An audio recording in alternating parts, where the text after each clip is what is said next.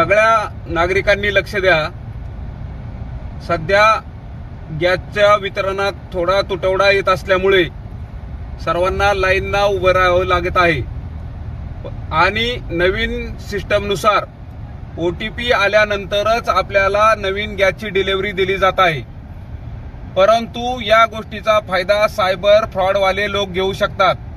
आपल्याला कुठल्या तरी अननोन नंबरवरून APK फाईल पाठवतात, त्यावर ती गॅसची किंवा महानगर गॅसची, HP गॅस किंवा भारत गॅसची असल्याचे दाखवले जाते।